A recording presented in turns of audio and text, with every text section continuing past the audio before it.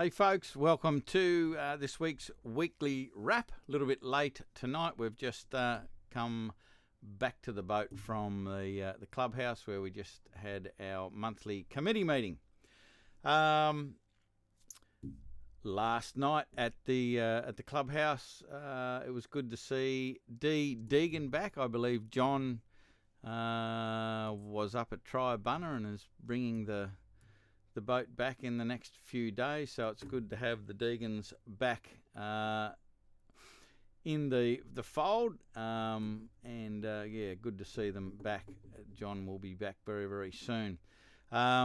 Just to get started, want to make sure that we recognise our supporters, our major sponsors, and that is, of course, the currently the Oyster Cove Chandlery, which are doing a fantastic job supporting the yacht club, as is Derwent Boat Sales. So make sure you get around and support our major sponsors like they're supporting the club.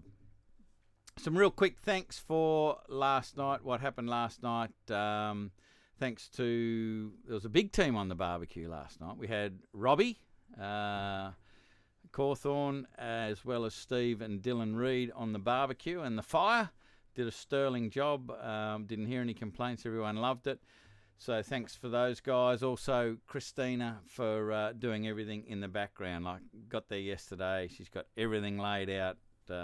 We had everything we needed, and it went swimmingly. So thanks, everyone, for that. Andrew, Fife and Lee were behind the bar, handing out the bread and the burgers and the beers and the wines and the raffle and all that sort of stuff. Did a fantastic job, so thanks to that pair. It was terrific. Greg and crew in the committee boat heard that it was a great course. I wasn't out there. I was still hobbling around on my gouty knee, so I didn't get out on the boat. But they said it was a good course. Bit funny pressure. They were saying that it was. It looked like there was a lot of wind, but it didn't sort of translate into the sails. So it's a bit of an interesting thing. So thanks for Greg and crew for putting that course together, and of course Mick Church for doing the handicaps and the results. And speaking of the results, what we have is in the Derwent Boat Sales Twilight race number 10, Division 2.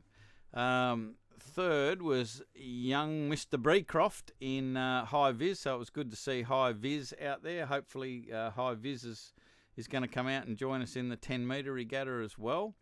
And then second was Goblin with Gus McKay.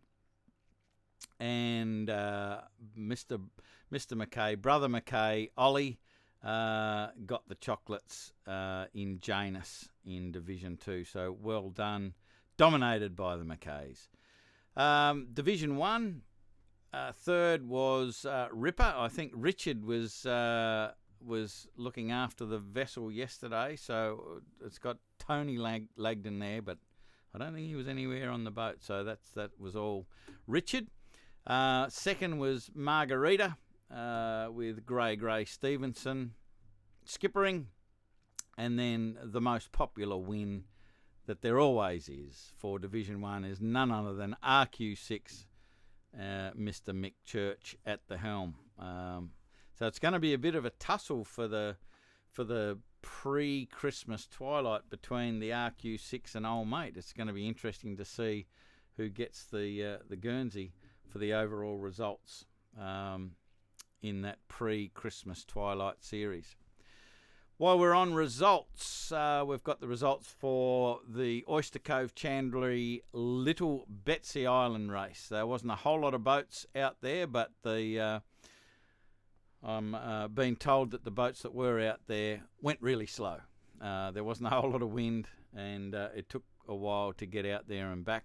But it looked like a ripper day to be out, not necessarily a ripper day for sailing. But anyhow, a couple of boats in Division 2. We had Soul Quest and Ripper. So Soul Quest came in second on time, and Ripper was first in Division 2. And Division 1 was Planet X. Dylan Reid was third. Talofa Robbie Cawthorne got second, and Mr. Graham Stevenson in Margarita got first. So well done to all of those boats participating. What else? Just need a quick reminder of the 10 metre regatta. So that starts next week. So next week on Wednesday we'll have the Twilight.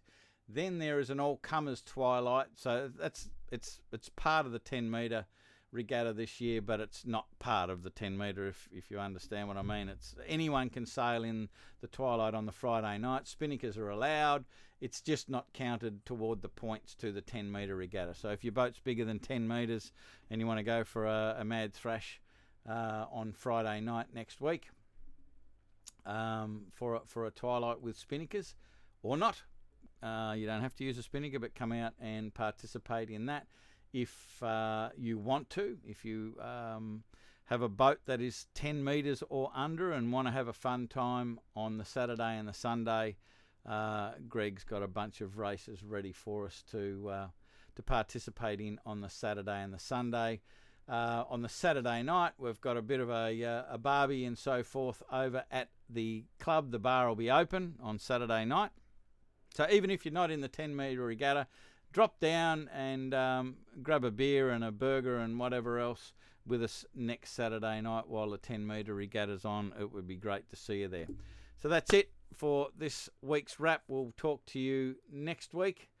See you at the Twilight next Wednesday. Hopefully the Twilight's Friday next week, and the 10 metre regatta next weekend. That is all. Bye for now.